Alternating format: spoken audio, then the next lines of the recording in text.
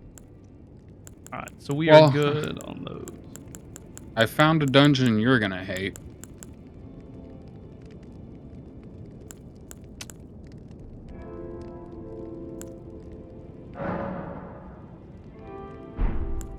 Well, that's exciting, because I like finding stuff that I hate.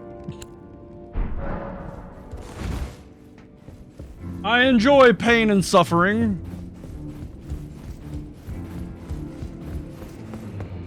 I ain't gonna talk to none of you people.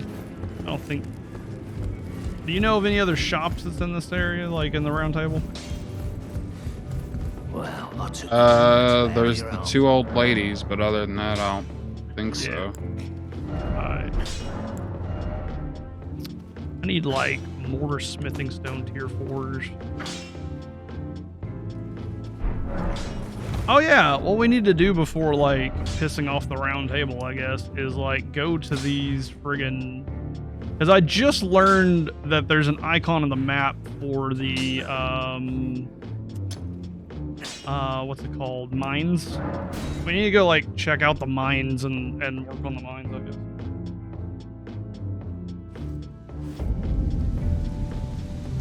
Because I've only been into one single mine so far.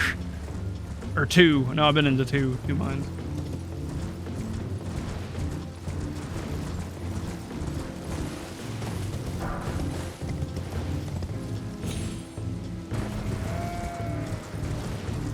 They usually give good stuff. Yeah, they give the weapon upgrades and stuff from what I can tell, so I want to get more of those.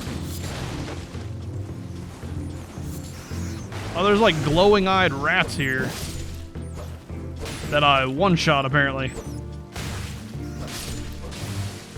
Nice.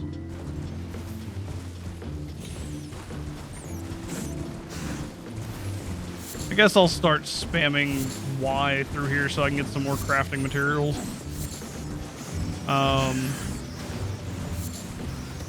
I've just not been collecting crafting materials either for some reason either.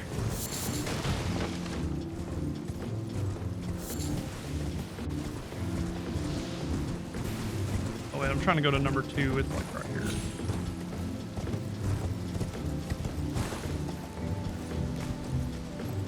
Oh.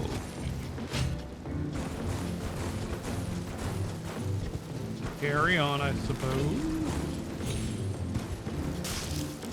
One thing about it. Oh, God. What happened? If you can talk about it. The boss for this dungeon I know you're gonna hate, I hate immediately. The boss you know I'm gonna hate, you already know. You The already dungeon hate I him. know you're gonna hate, the boss I hate. Oh gosh. Oh God, they don't even have reduced health. No reduced health even. Dang. We're in Morn Tunnel now. I kind of don't like the material gathering mechanic. Not really into survival, so yeah, like I enjoyed it, and I'm okay with it because that's the Breath of the Wild take, right? It's got the spam the button while you move through the areas kind of thing. And I don't compare this game to Breath of the Wild. Just because it's open world does not mean the same thing, you know? Yeah, it's like comparing Genshin Impact to Breath of the Wild. Yeah, like, no. But at the same time, kind of yes with Genshin.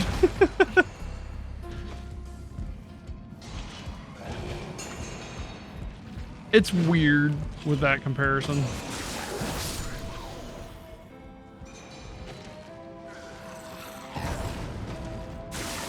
I don't even know if I need to use the blood attack on these guys. I can probably already one-shot them. Honest. Also curious what these, like, crystal things I keep picking up in some of these places are doing, too. This is a smithing stone level 1 mine. This might not be. I know where you're at. Worth being here. Morn Tunnel, yeah. Oh, there's 2 of them then. Yeah, there's little icons on the map that can show you where they're at.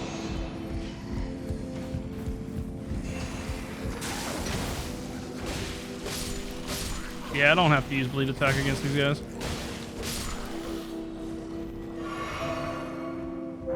I'm really here to find grade 4, but if I'm here, I might as well just, like, search anyway.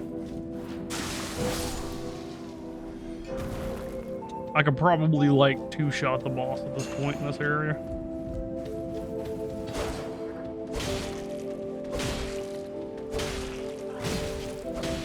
Fighting these crystal guys is an interesting topic as well, to say the least.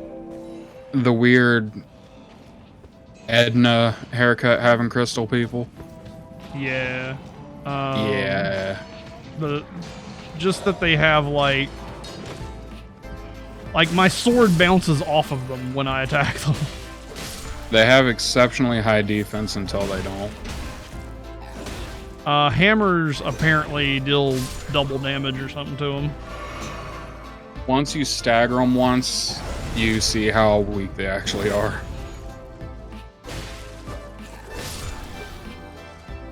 I don't think I'll ever stagger one with a sword though.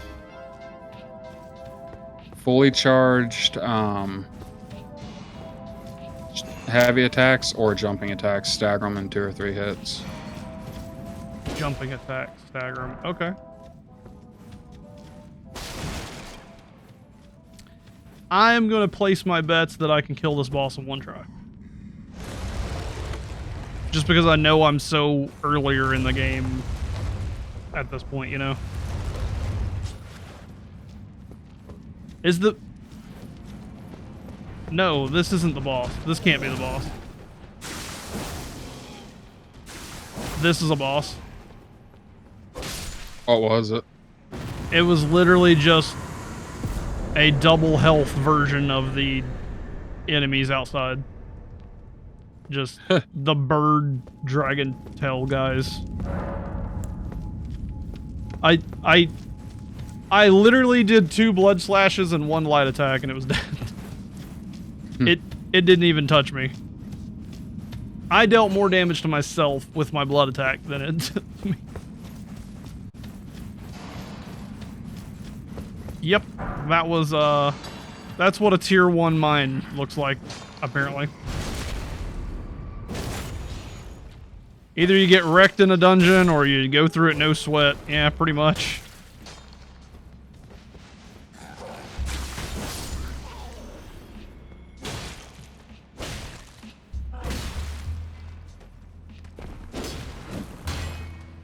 Yeah, I'll try jumping heavy on this guy. Yeah, that kind of helps a little bit better. Soft cotton. So yeah, in the next episode, we're going to be jumping around to dungeons and just like grabbing all of the smithing stones basically in the game. Thank you guys for watching. Stay tuned for more. Peace.